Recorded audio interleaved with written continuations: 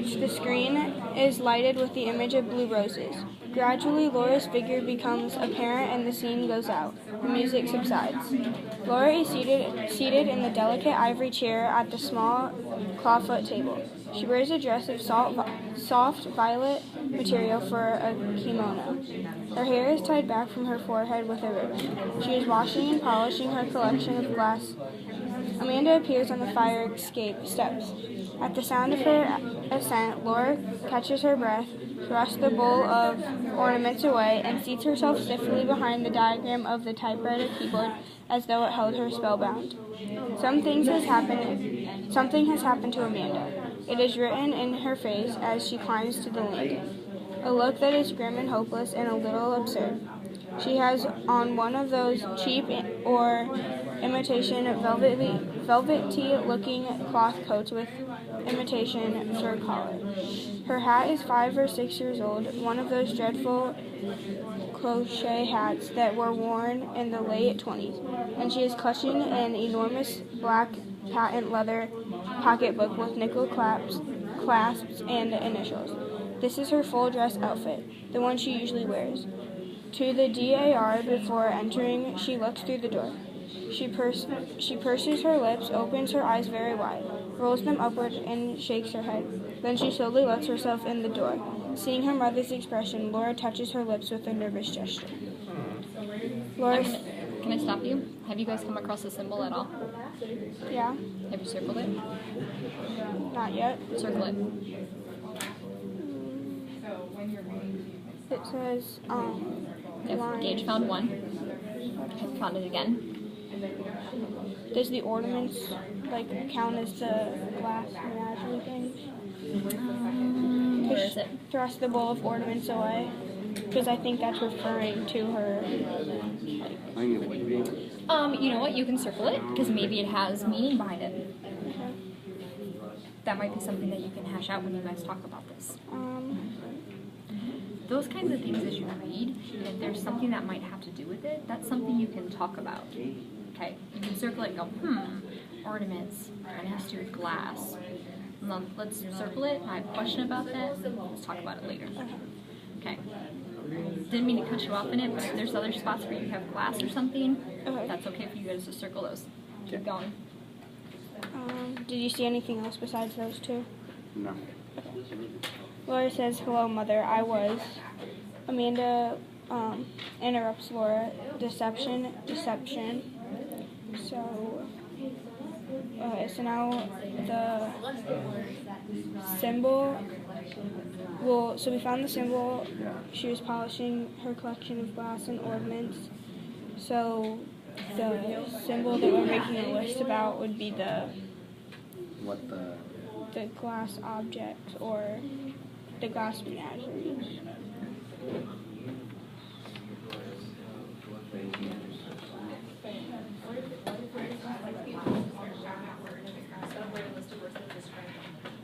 Okay, so Avery, we read the passage, and it's the scene where before Laura's mother enters the room, and Laura's playing with her glass menagerie things.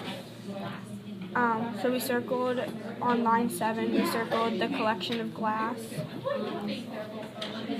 because we had to circle the symbol, so we circled collection of glass.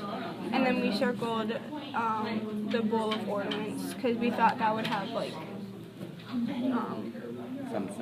some symbol that connects to the menagerie thing. Okay, so we now have to make a list to the side about glass menageries, describing the things. They seem delicate, because they're glass.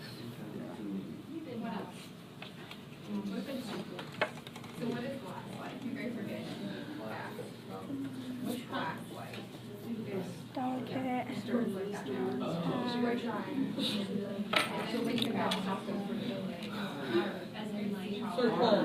Well, in the text, this doesn't really represent the glass menageries, but it seems because she says she thrust the bowl of ornaments away, so it seems like they're kind of private to her, because like she doesn't want her mother to know, because if they weren't like private or important, she would have just like left them out.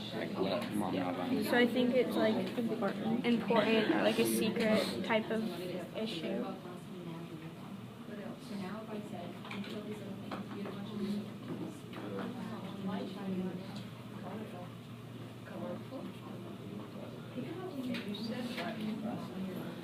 So secret because she's hiding it, or? Yeah, because like if it wasn't like something important that she wanted kept to herself, she wouldn't have like she wouldn't have put them away like in a hurry when she heard her mom coming. Okay. So what other things could we use to describe glass? Delicate. What else do we? Just think about the image we're seeing too when we're watching the film clip. What does it look like? Shiny. Everybody should be writing them. Everybody write them. Everybody write them. So you have your own list of your words. Pretty. Pretty. Other stuff you're going to want this stuff. So what do you have? Hard, clear, colorful, shiny. Okay. Here's what I'm going to throw at you. I'm going to pull from your past experiences. Do you ever remember being as a little child? And you were shopping. Remember when you were shopping? We could put polished because it says she's watching or polishing her collection. So like, why did your parents tell you not to? Why does she? Think about that. I like that. Yeah, see? Pull from your past experiences. So why don't you guys now? I like that idea so much. Why don't you start writing a plane that discusses what the meaning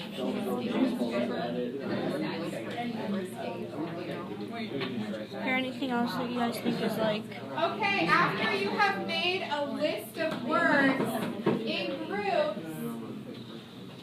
groups, I'd like you to come up with a claim using some of your words. So I'm hearing a lot of fragile, breakable, secret, important to her. What is that revealing about Laura's character? What could you say it means?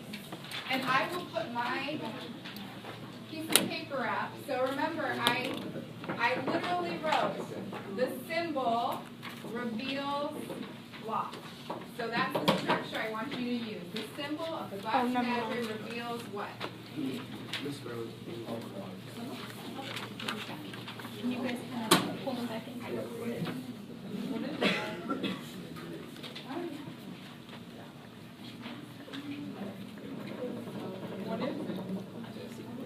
Okay, so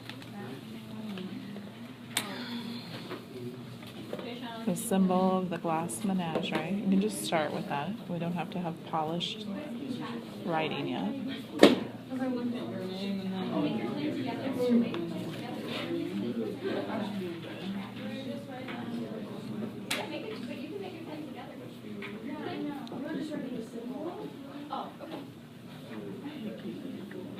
okay, so symbol of the glass menagerie. What are we doing?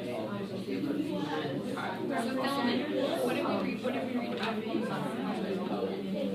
And just tell me what we just did. So we found that. What's it represent about Laura? The glass menagerie, we found that it was the glass. But the And we said that the glass I think like the glass is important to her. that it describes. It's like really important to her. So like Something she cherishes. yeah. Okay, but what does that reveal about the character? That's the literal thing. We know that she's polishing it, she cares about it. But just like the blue roses symbolize something that we don't necessarily see in Laura, we have to infer. What are we thinking that the glass menagerie, can't say that word, but the glass menagerie symbolizes about Laura? Well, I think the fact that like we wrote down like that it's like she wants to keep it a secret, I think that's gonna help us like with why like how it represents her. So you would start with But the symbol. Like we have up here the symbol of what glass menagerie. Yeah. Okay. What other words did you write down? delicate, shiny, pretty, polished. I think You can check the back closet. Try to collect them. like, Okay, so what's the kind that we're making here? I like it. Taylor, you start out good. I think it kind of represents like that, like What is our claim? she kind of like that it might represent, like not really like represent her, but I think like because it's delicate and like from what we like know about her background, she's really delicate because she like has this illness and she doesn't see herself as other people see herself. So I think it kind of represents like in a way like the glass menagerie, she feels close with it because she kind of feels like it's part of her and it like represents her in a way. Let's keep going with the delicate. I'm just going to push you a little bit farther. So you said it represents that she's delicate because she's crippled, or we know Not up she's here. had this illness. It's not up here, it's down here. That's our theme statement. We'll come back to that. I think that Is there anything else that you've picked up on yet that's delicate about Laura? her like What, Gage? That her leg is somewhat partially disabled or something. Okay, so that's the illness part and the cripple. Is there anything else that when you are watching the film or you guys are reading that you're kind of like thinking, wow, about her? What else is delicate about her? her voice kind of Yeah, she has a super soft voice. like a super soft voice, and like if she's like nervous about something, her voice will like crack, and she does like when she's talking, like she has like a lot of the like pauses. Like I feel like she's not like her voice is soft and like not really like it's like a nervous soft. Like she always, Laura nervously echoes her laugh. Laura is always like she always she like, makes looks a down, nervous she doesn't gesture. make eye contact. So I think the glass menagerie represents like that she's delicate and that like her like with her leg being crippled and like just like the way she talks and the way like we've seen or like read how she like I can't think of the word, how she what would you say? I'm gonna read one other part. They've picked up on the delicate part and they think that Laura's delicate with her being that she's crippled and stuff. Let's just look back at one other part and see if we can go farther with the delicate. So I'm looking at the part, I'll just have to start again, where it says Laura is seated at the delicate ivory chair, the small clawfoot table. She wears a dress of soft violet material for a kimono. Her hair is tied back from her forehead with a ribbon. She's washing and polishing her collection of glass. Amanda appears on the fire escape steps. At the sound of her ascent, Laura catches her breath, thrusts the bowl away, and seats herself stiffly before the diagram of the typewriter keyboarder as though it has held her spellbound.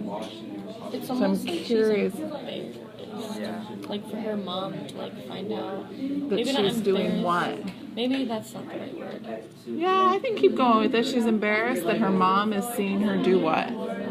Playing with these glass toys because they're kind of like when you think of like a collection of glass animals, you kind of think like, oh, those are the things that were hanging on my wall when I was little. Yeah, I And, love like, what she's you're saying, still, Taylor. Like, she's still like connected to them now that she's supposed to be in college. Right, and she's playing with these toys, you said. So I So think- I'm asking again, what else might be delicate about Laura? Mind. That's where I wanted you to go farther. Push farther. Once you have your claim, Okay, so